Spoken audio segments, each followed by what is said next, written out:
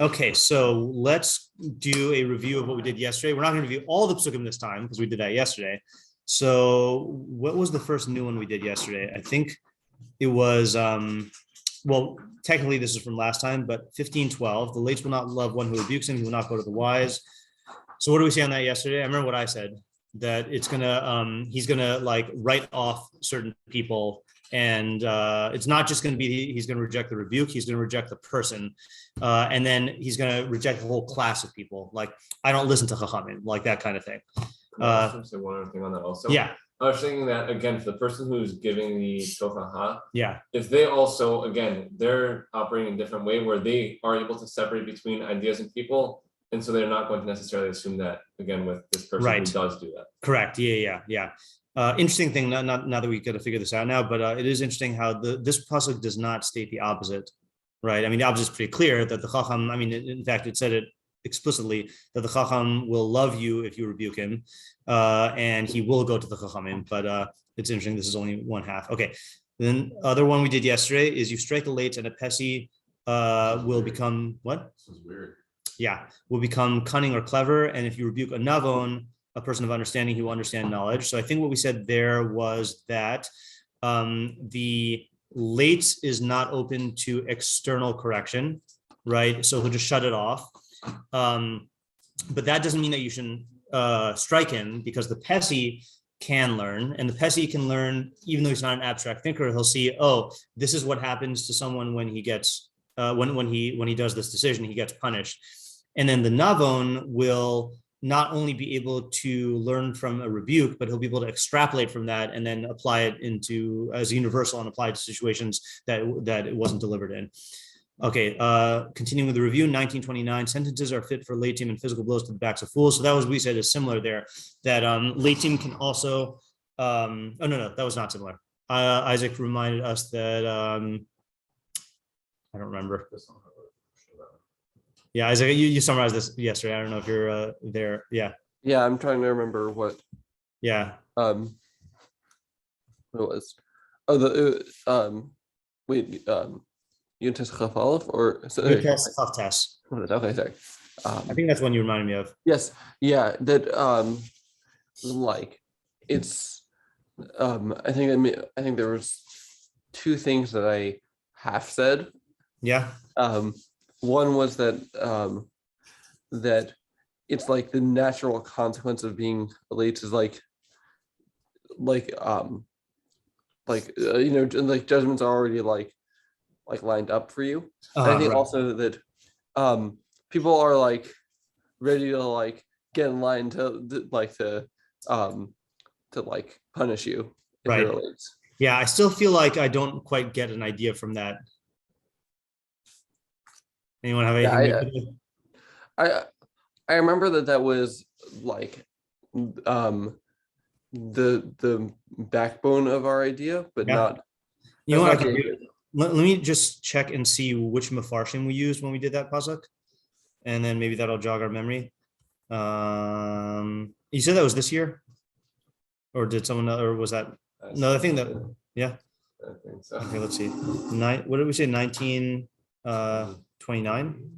Yeah. How leitzim and scoffers are punished. That was last year. That was April 19th. Yeah. And we did Rabbeinu Yonah. So let's just look at Rabbeinu Yonah, see if that jogs our memory. 1929. 1929. This is one of those like how helpful it is when you like do a good job like writing down before. Yep. It pays. How helpful it is, yeah. It pays. Yep. Okay. So bal hakri al shtei hamidas haraos asher hizkir ize ra'a mechaverta v'hem midas hamelitz mishpat ra'a yoser kasher bi'arn lamala. Okay. So it's coming to decide about these two bad midos, I guess, leitzim and ksilim, that were mentioned. Asher hizkir ize ra'a mechaverta. Asher hizkir ize ra'a mechaverta. Which one's worse? V'hem midas hamelitz mishpat. So this is someone who's melitz mishpat. I don't know what that means. Deserving of? No, melitz is either from the word late or didn't we say that's the pasuk before? That's pasuk before, right. So he learns melitz mishpat as I think something about like Inin yelit mishpat yiton v'yelamed chova. So it means to incur punishment. So someone who judges people not favorably. Okay, so this is a weird aspect of the leitz. Let's just read the Rabbeinu Yonah and see if this refreshes our memory. That's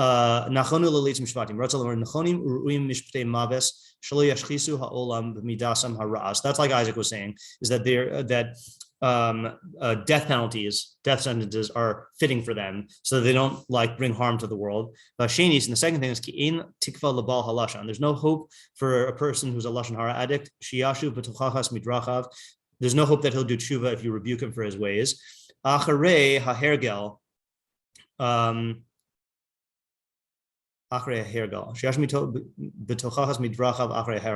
Meaning you can't change his habits.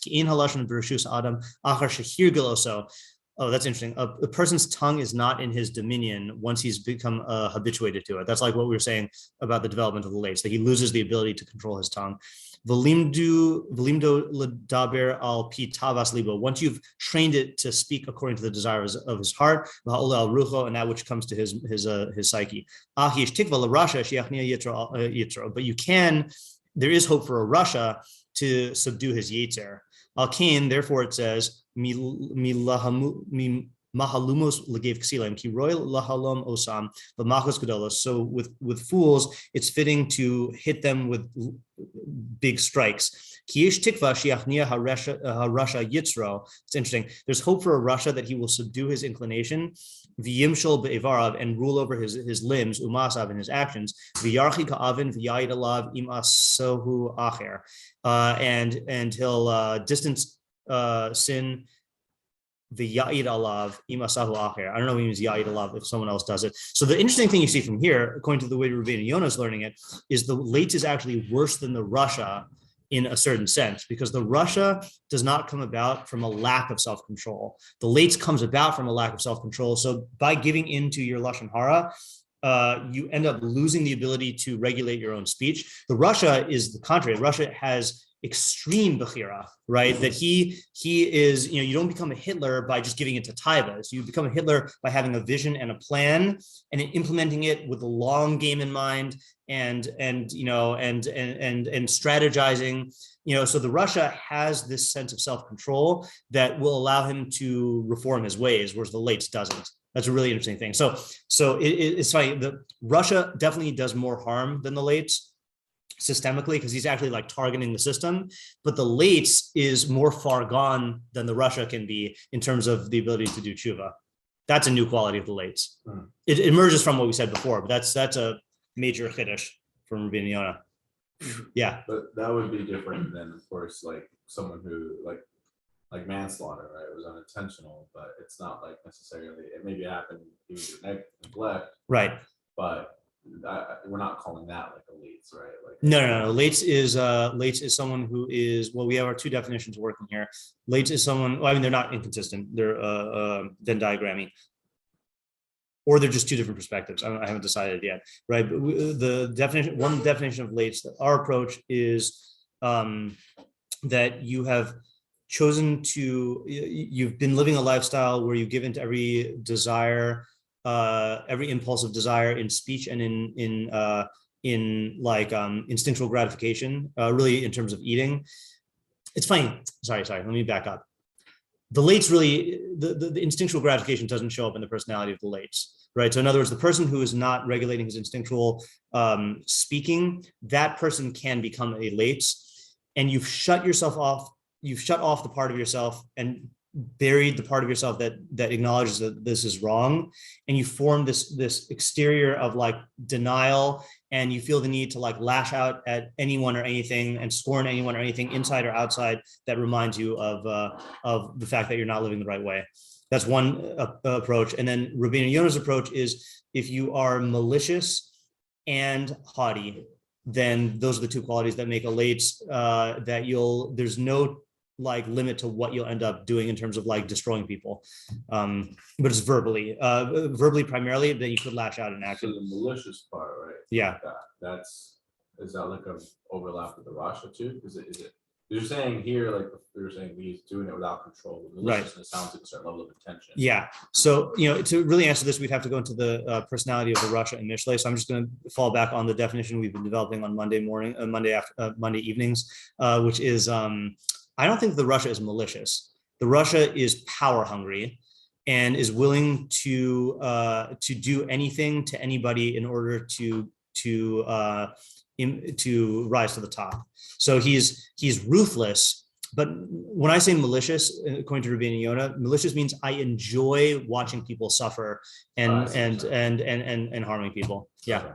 No, I was gonna go a similar route. Okay. Yes, Yeah. yes. Unless you want. No, go ahead. Okay. Who was the one that we said that they're more dangerous than like a mother bear who? So that's a ksil That's a in seal. Dove Hagosh Dove Shakul. Wait, what's it's is it veal or ksil? foolishness. Ksil be'ivalto. It's both of them, right? Ksil be'ivalto. Ksil in his foolishness. Yeah. Right. Yeah. Yeah. Okay. So then we had, continuing the review from yesterday, a leitz cries out for wine and hard alcohol, and all who err in it will not become wise. So that is the leitz looking for an excuse to give in to his unrestrained verbal aggression, where it's and simultaneously escape his inner critic and his inner censor and his inner restrainer. Okay. Then he has no restraint in that too. In that too, right. He goes overboard very quickly. Okay, 21:11. When the leitz is punished, the peasant becomes wise, and when the wise man is given comprehension, who will seize knowledge. That's similar to 19:25. The difference being that here it is any punishment, and it's the chacham. So I think it's like a spectrum of like navon, chacham, pesi, leitz, ksil, or ksil, leitz. And so, okay, fine. We're not going to go into that right now. Then we have our puzzle that we're working on. Then we have 22:10, which is the last one we did yesterday. Oh, we didn't even think about this. We just translated it. Okay, so this is a new puzzle. Garich leitz v'yetze madon, drive away a leitz, like gerushin, like cast out, v'yetze madon, and strife or quarreling will go away. The yishbos din v'kalon, and contentiousness and shame will cease, or disgrace will cease. Okay, so again, we're approaching this in a superficial way, just to get notes. So New the notes. Joker would be like the Leitz, and like Lex Luthor would be like a Rasha. Depends on which Joker you're talking about. Oh, really? Yeah. I guess I was just thinking. That was my Sunday shiur. That was what I used with the example with really? the four Jokers. Yeah. Oh. Yeah. Wow. So you missed a lot when you missed the Sunday shiur. Yeah. So like we said previously, the leitz thrives off of strife and quarreling. Right. And so he kind of needs to create it in order to survive. Right. So when you remove him, then the thing that's generating, right, because he needs it. Yeah. So then he's gone. So then there is nothing that's subsisting off of these things. And so there's no longer any need for it. Okay. It'll kind of go away. Yeah. And then contentiousness is like we said, it's kind of infectious. Yeah. So like when one person is quarreling or contentious with you, so then like you get defensive and then like, you need to like attack other people in order to, and it kind of cascades. Yeah. So contentiousness will go away, and then the disgrace, like that feeling of shame of like, I need to now lash out at somebody else, will also go Okay, away. good. So I think that's a good description, that this is describing the vicious cycle of the leitz, which comes from his need to lash out at people, which makes them defensive and feel disgraced, which makes them like defend or lash out, which makes him even worse. And then boom, boom, boom, boom, boom. Whereas if you put him in solitary confinement, there's not much he can do to sustain it. Yeah. I'm also saying though that this can cascade away from just the leitz too. Like meaning if you have a leitz in it the can system, spread, right? then it can just kind of Yep. Seen that happen. It's not good. This is again, one of the advantages of teaching in a small school is like each grade that we had was usually anywhere from like 15 to 25, and if we get a transfer student that is good, it can completely change the character of the group. But if you get someone who is like a leitz or a complainer or a drama queen, it could just infect and spread, and you could like watch the systemic, you could watch the systemic dynamics in action. And so, it's scary and enlightening. Yeah. Okay. Next, zimas ivelis chatas v'toavas la'adam leitz. Okay, so this is another. I should have a question on the understanding last question. Yeah. So once you drive them away, does that mean that like before the leitz was there, like status quo is that things are good? Yeah. Like that is like the assumption, like status quo things are Yeah, good. I think most people just don't want to be involved in fighting and contentiousness. It's just other people get them to it. Yeah, I mean, there's other ways it could come about incidentally, like there's misunderstandings and such, but most people will not be addicted to generating it, like the leitz does. Yeah, even the Russia is not going to want to do that because the Russia wants people to get along, because when people are getting along, then he can harness them and use them in a much more effective way. If there's, and the only time he wants to sow discord is if it's going to create a power vacuum for him to come in and seize stuff. Yeah. I'll mention what Yaakov mentioned to me before shiur. He said, he asked me if I'm following the news with Ukraine.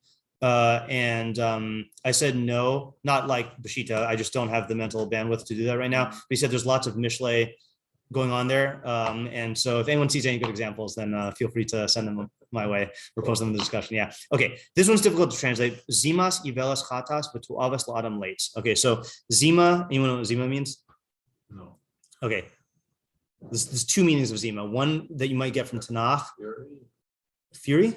Interesting. I haven't heard that. Are you thinking of za'am? Maybe. So zima either means promiscuity,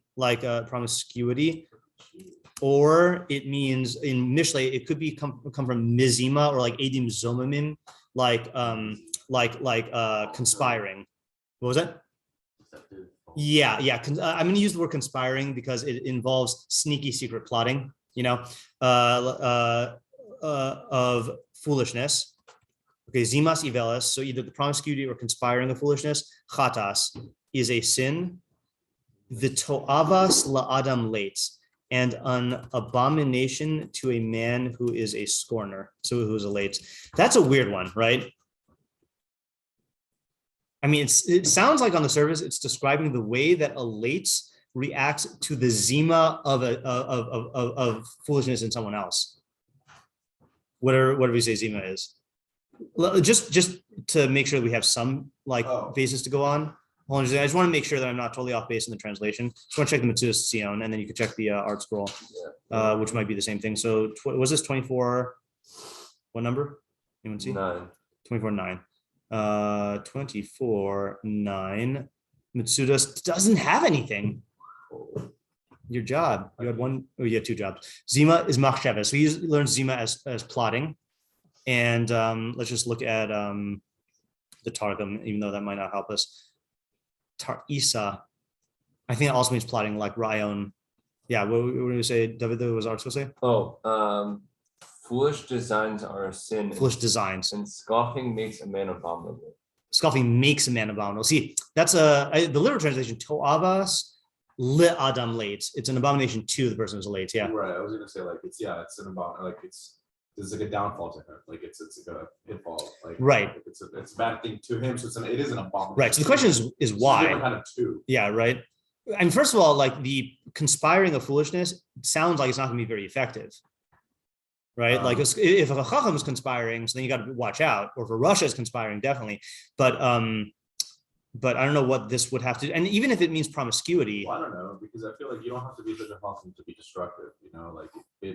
It's a harder order, which is why you have to be a chacham if you want for something to be positive and successful.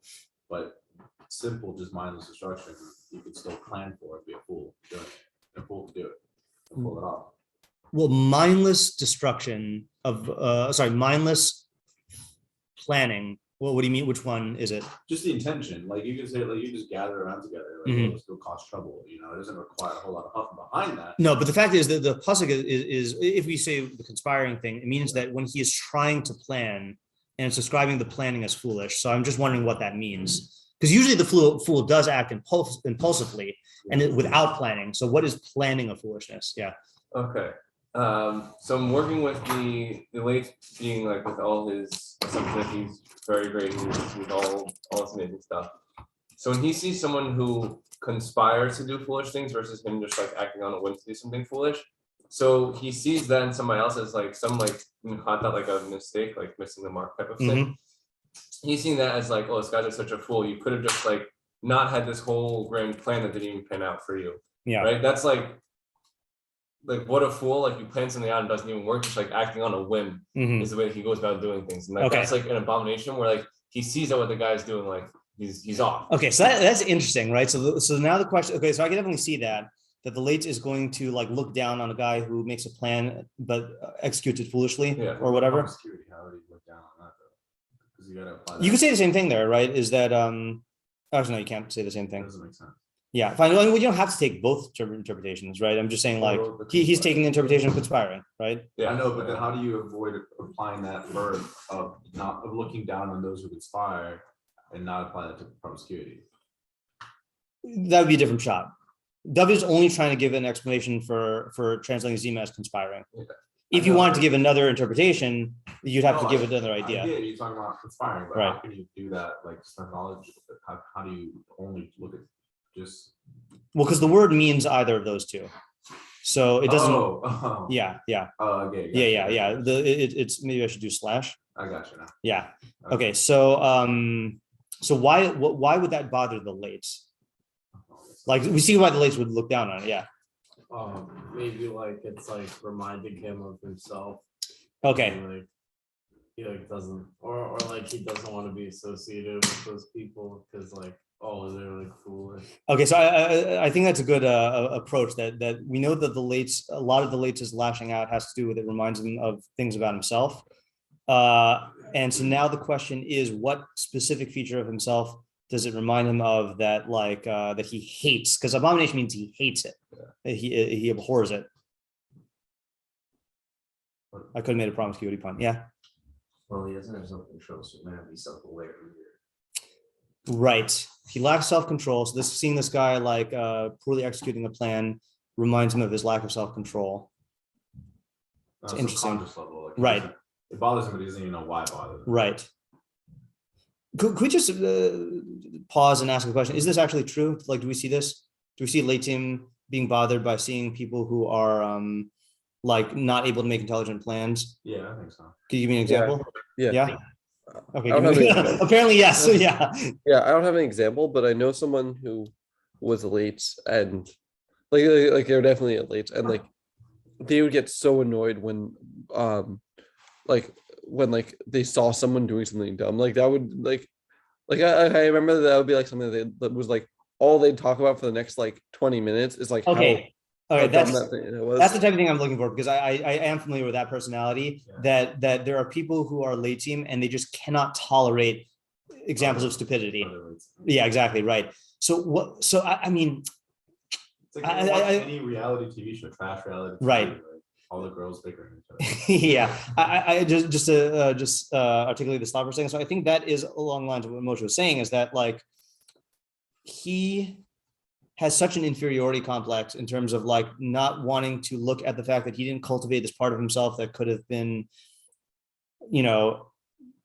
like exercising strategic thought and impulse control in the world to achieve success, that when he sees someone else do that, it reminds him of the fact that there's a certain like low life type status to the leitz. Like we said, leitz is someone who just sits on the corner, doesn't contribute to society, just mocks people, So you could see why he'd be bothered by someone who is like making an attempt to succeed in the world through self-control and planning and fails. Yeah. Also, like we've established that he needs to constantly be feeding his self-image. Yeah. Right. So if he sees somebody that's doing something stupid, right, then he can like be like, oh, I'm better than that, and like I see that that's stupid, and then like he can attack that person in order to. So it's an opportunity. It's an easy mark for his self-esteem. Yeah. So he needs to be able to see people who are making stupid decisions in order to point them out to be like, oh, I got you on this one, and I'm such a great person. That's good. And again, I think I said this yesterday in a different context. This is why the rise of the internet has led, of all the Mishlei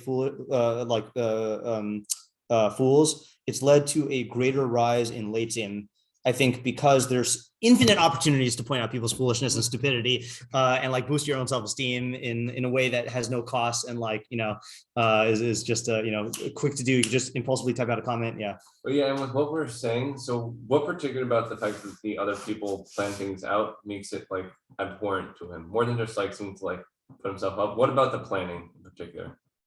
What about the planning? Well, what we're saying so far, I'm not committed to this, but what we're saying so far is planning does require a certain type of self-control. Yeah.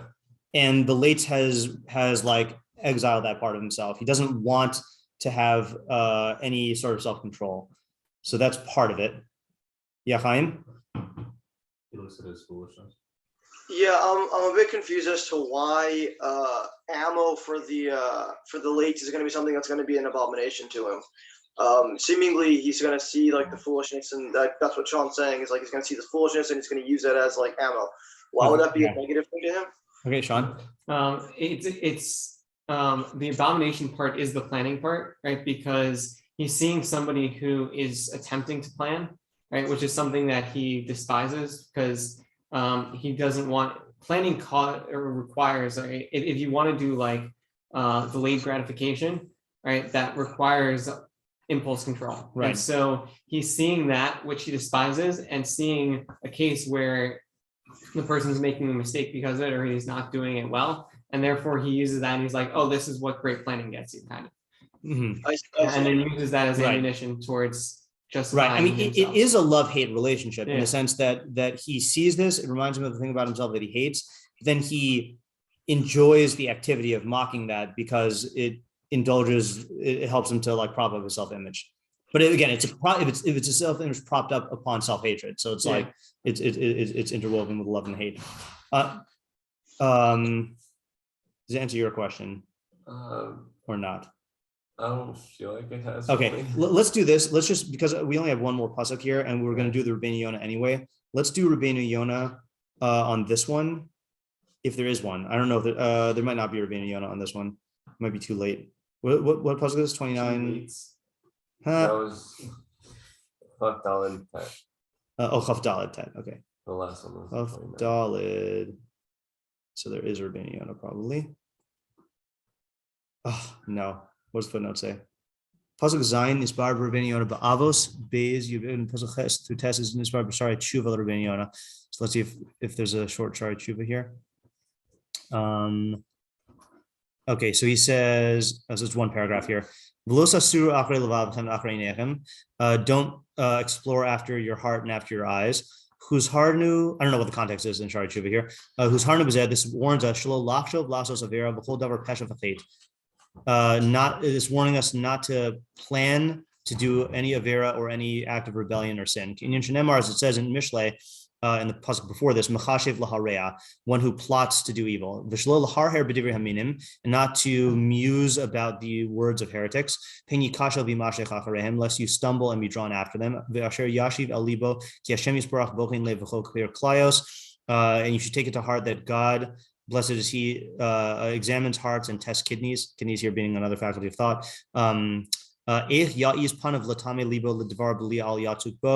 could you be so brazen as to contaminate your heart for a lawless matter, yatzugbo, that provokes him? He just quotes it. Okay, he doesn't explain it. So he sounds like he's learning those zima as not plotting. It sounds like he's learning as like giving to taiva, or like plotting that has to do with taiva, because that's the losasura levav him. Okay, fine. So he's not really explaining here. Okay. It works as one of your old translations of ta'ava. Yeah. To'eva. To'eva, yeah. Like giving to ta'ava within that. Right, one of your translations that had some sort of like particular to giving into a ta'ava. Well, there's the one in Nedarim. Is that what you're thinking of in Nedarim, where he says To'e ataba, that you stray through it? No, I do remember there was one point where you had been trying to work out a translation for like a better translation for To'eva? Than abomination, yeah. Oh yeah, that doesn't ring a bell. I mean, I know. I was working out a better translation. Yeah, it doesn't ring true with my theory of abomination. Yeah. Okay. Anshe, last one. Anshe latzon yafichu kirya, v'chachamim yashivu af. Okay, I would have said that this means men of scoffery. I know that's not a word. Men of scoffery. Yafichu Kirya, blow down a city. Okay, I'll ask you for the translation in a second. But the wise turn back anger. What is yafichu? How do they say yafichu there? Or what, you could just read the whole thing if you want. Scoffing men will inflame a city. Inflame. Okay, yeah, because yafichu comes from a bellows. Is that what you call it? Yeah. That you. Nafika is blacksmithing. Yeah. Okay, nice. Yeah. So you said inflame. Yeah. Is that with an I or an E? I always forget. INFLAME. Okay. Inflame a city, but the wise men turn back anger. But the wise turn back anger. Yeah. Right. Okay. So if anything, this is going to be similar to 22:10, right? That is talking about the way that Leitzim spread anger. Yeah. This was not written by Shlomo, right? This was not written by Shlomo, correct? Yeah. Could be like, I know there's some repetition. Oh, who to wrote get to this? that point, Right. On Sheikh Hizkiyahu. Yeah. Yeah. Mishlei 25 and on is the Mishlei of Shlomo, but were written by the people in Hizkiyahu's time or Hizkiyahu's court. Wait, so it was like an oral thing? Or they Yeah, like there were certain teachings of Shlomo HaMelech that were not written down in Tanakh, and then or in a book that would eventually become Tanakh, and then so the people in Hizkiyahu's time wrote it down, like they wrote down several other chapters of Mishlei. So the style of, in a different book? it's in, I mean, it is in Mishlei. I don't know if they wrote it separately originally, but like the 25 and on has a different style than the first 24 chapters of Mishlei. It's much more proverbial in the sense that you can like it's either straight up analogies or it's just like more quotable and also simpler. Like 1 through 24 or really 10 through 24 is really like you have to decode it. Yeah, it's cryptic. It's a puzzle. 25 through 29-ish like reads much more like a normal proverb. Yeah. Right. So there could be a repetition. That's true. Like that. So what's the nuance then? I have an idea on that. Sure. But before we said that if you drive away, like you put us up to the other parts, like if you drive away, then like the scoffing will end. So this is kind of showing, I guess, like it's kind of almost like a visual to me, at least, like a visual of like not how they do it, but like what the mechanism is, I guess. Okay. I guess how they do it, but kind of like what it is. It's like it's I'm using the term flame. Like, yeah, fanning the flames is we even have that now. Yeah. Right, like it's kind of like spreads like wildfire to the point where like it can like crumble a city, and then the idea of the wise man turning back the anger, I would say, would come from like if the wise man who recognizes what the real reality is and that it's not like what the Leitz is saying, Yeah. then he can like bat down the flames and he can say like this isn't actually what's happening, like this isn't actually Right. what's true. Like don't listen to them, and then then they can drive them off or whatever. Yeah, that's a good interpretation. The only reason I'm smirking is because like I feel like in the real world, it's not once they get infected by the Leitz, it's very hard for the Chachamim to like get a foothold again. I'm not saying that that's necessarily a disproof of your idea, because it still could be describing how the Chachamim address it. Yeah, David. This sounds very similar to what we had like last week, 2 weeks ago. Yeah, that's true. He is protecting the city here. Right? And it sounds like, well, I'm just thinking then like if the Chacham is now able, and also like him being a Chacham, he'll take like what is like the essential characteristic of this type of person, like he'll be able to turn it back the other direction. Right. So this does seem to show that like the primary way that Leitzim are like able to get their grasp on anything is through inflaming or through their anger, angering others. And so that's just like one thing into the Let's. That seems like, okay, that's what he's doing. He's trying to working with anger to get other people. And I was trying to work how the Chacham, exactly what you're saying, though, it does seem very difficult for the Chacham to be able to then like undermine the Leitz. Right. It is interesting how both the Chacham and the Leitz can tear down a city. Right. Yeah. And by the way, I feel like there's a line in many movies that comes to mind here is, don't you see what they're trying to do? They're trying to drive us apart. Right, like that's how the Leitzim like get in, is they sow discord. I think the difference between this pasuk and what we've seen before, which is in line with what you're saying, is we've up until now only seen the effect of a Leitz on another person. This is a group of Leitzim on a society. It's Anshe Latzon and what they do to a city. And I don't know what the significance of that is. Yeah. Yeah. The other slight difference is that in the previous pasuk that we've been talking about, so you have contentiousness and grace, so there's a little bit of discord, all right, fine, but this is saying that discord is going to get to the point where everything collapses, right, which is a much that's true further right Ellie, do Leitzim tend to group together together? That was our first pasuk, right? Is the Moshav Leitzim, the session or the chill of scorners, right? Yeah. But also in the pasuk before the second to last one, or the third to last, second to last one, right? How they're conspiring the foolishness tends to set them off, and right. So wouldn't that kind of contradicting? Well, we said that the thing that unifies the Leitzim is that they are unified in their acts of mockery because they need each other for the audience, and there also is a kiyum in the us versus them mentality of we're sitting here on our high horse and like making fun of all these other people, like we're superior, and the power in numbers that they get from mutually engaging in this activity, even though it stems from individual considerations, that binds them together loosely. Yeah, I mean loosely in the sense that they could turn on each other very quickly. Yeah, right. So I was thinking about that right before you said that. Even like kind of like paparazzi or like the media, like they have a very that's a good way. Narrative, and right. Like it's almost like they got together before they put the news and said, all right, we're going to present this side of the argument, right, and make people really angry to this one, and you're going to do the opposite, and it's going to look like we're two different teams, right, fighting against each other, but it's really to divide like the country. Right. There's actually a good analogy because of the self-interest but grouping. They both have the same goals, but they work together in order to achieve them, and also it's a good muscle for how this happens in the real world now, because back then they didn't have media in the same way. Like in order to if you want to be a leitz and infect the city, you had to actually go around and interact with people and spread rumors the old-fashioned way. Yeah. Here you could do it on a yeah, exactly. yeah. All right. Can I construct a chronology? Yes, please do. Okay. For the leitz development, but also relative to other leitz. Sure. Yeah. Okay? So first we had the leitz, right, which we were saying from our pasuk, right, yeah, who denies this part of himself, right, and then therefore needs to build this edifice in order to kind of conserve and protect himself, and be able to continue to indulge, right, and in order to then support this edifice, he then needs to interact with other people who are doing the same thing, right, but even though they're doing the same thing, they're first of all creating an in-group and the out-group, right, and even though there is the in-group is not really unified, right, because they're all creating their own subjective edifices, and they're using each other to help build their subjective things, but that's just creating more and more barriers between them, at a certain point, right, if they're all in a city, right, and they're all grouped together, right, so then the out-group is gonna, like we said, is a cascading event, right, so the in-group is going to get larger and larger, right, until there is either a very small out-group or not really an out-group at all.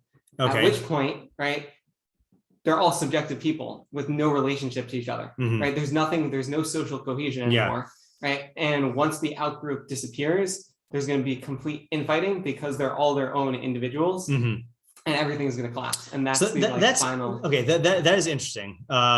I'm questioning. First of all, I came up with a good term. Okay, you could call the leitz's psychological complex. We could call it as the phenomenon of building an edifice, the edifice complex. I'm making a play on words with edifice. Yeah, the edifice complex. My question is, will the Leitzim let it get to that point? Meaning, I think so, because they're indulgent. There's no they're just they can't even see what they're doing because they're just so immersed in their own timeline. Right. So I feel like it rings true, but I feel like if this is true, then we should be able to find an example of this. So can we find an example where this happens? And just to reiterate that each of them are, in order to build up their individual edifices, then they are bad-mouthing and attacking other people and creating this us versus them group. And then we know that the leitz behavior is infectious, so it spreads. And then you're saying that it gets to a certain point where the outgroup is so small that the only thing that can happen is they turn on each other, and then the whole thing collapses. So can we find an example of this? I see it a lot in bullying groups. Where That's what I was thinking also. Expand, and then at a certain point they reach a critical mass, and then everyone's right, because each of them at the end of the day, especially because of the haughtiness, because they're Baligaiva, they're not going to tolerate. This is why I questioned whether it gets to this point. They're not going to tolerate if everyone is on top, then no one's on top, and so they're going to have to be on top of the people who are on top. You know, right? Yeah, that's good. All right, I like that chronology. Yeah. So this then. It's the rule of the Sith. Yeah, it is. And the one always right. Yep. Makes the same mistake every time. Yeah. Yeah. Okay. Sorry. So now we have the bird's eye view that we were looking for of the leitz. Okay. And I'm just trying to think. Let's do this. Let's read the thing on the Rabbeinu Yonah that I wanted to read last time, and then we'll decide what to do tomorrow. I think what I might do for tomorrow is I might ahead of time look at the Rabbeinu Yonahs on all of the pesukim that we just did, and then select what would help us to construct, which things would be useful for us to do. And then tomorrow would be our last day on the late sugya for this round, and then we could go back to regular Mishlei next week. All right, so this is the Rabbeinu Yonah on the pasuk on 122. Ad masai pesaim te'evu pesi v'leitzim laton chamdulhem uksilim yisnudas. Until when, O impressionable fools, will you love your simplicity? And Leitzim will, how did Isaiah translate it? Leitzim will hold dear scorning to themselves, and fools hate knowledge. Okay, and I'm not going to read the passage because we don't want to get into that sugya right now. Leitzim. So this is the first statement that Rabbeinu Yonah makes on Leitzim in the book. Habozim l'chol davar. They mock everything. Velogim labrios, and they make fun of people. Umedabrim lashon hara, and they speak lashon hara. V'tavo hamida hazos min shtei sibos. And this mida comes from two causes. Ha'achas, the first one, mishorshe midos hanefesh. Kasher Yisbar b'pasuk Zayd Yahir Leit Shemo. I think Shorshe Midos HaNefesh is Rabbeinu Yonah code for base instincts, because he holds that Nefesh is the animalistic part of you, and Shorashim are like the basis parts of the animalistic thing. And he quotes our pasuk, a malicious, haughty person, Leitz is his name. Okay, V'hasiba Hashenis, and the second cause, and this fits in very well with the whole approach we've been taking, Mi prikas ol shamayim prika gemura, a complete casting off of the yoke of heaven. Okay, and yoke of heaven meaning like anything that tells them that they have to exercise some sort of restraint or self-control. Okay, so they completely cast it off. Umipnei she'ein alav ol hamora, and since there is no yoke of fear upon him, vein chitas alakim belibo, and there's no fear of God in his heart. Al Kain, therefore, libo meshulach l'schok v'la'ag v'keles. His heart is abandoned to, literally sent forth to jesting and mockery and shaming. Okay, this is why we take out the word. I can't keep track of why we team and hagim anymore. But in my day, we used to take the word in what do you call it, on Shabbos Pesukah de Zimra. Right? Because lekales in rabbinic Hebrew means to praise, but in biblical Hebrew means to shame, I think. So or vice versa. So we don't want to use a term that could mean to shame God, so we take it out. Yeah. Anyway, so Al Kain, so here he clearly means to shame, right? Al Kain, therefore, it is he wrote, "Ve'ata al tislotatu pen yechesku mosrechem," and now do not mock, lest your bindings be strengthened. Do not mock lest your bindings be strengthened. I'm not sure what he's getting out of that. Mida keneged mida. Oh, mida keneged mida. It's a mida keneged mida punishment. Ki atem porkim ol shamayim. If you guys cast off the yoke of heaven, v'hu yachbid es ulchem v'yechazku mosrechem, then God will make the yoke heavy upon you and strengthen your bindings. Which it doesn't. You don't even need a hashgacha pratis type thing for that. That's what's going to happen to the leitz, is that the consequences generated from his leitzanus will impose things on him that threaten to, or that he perceives as limiting his behavior. Let's say he makes fun of people. Let's say he makes fun of the people in his company, in his workplace, and then everyone hates him. Yeah, he's gonna create enemies, and that's gonna be a further yoke. Okay, let's just read the last sentence.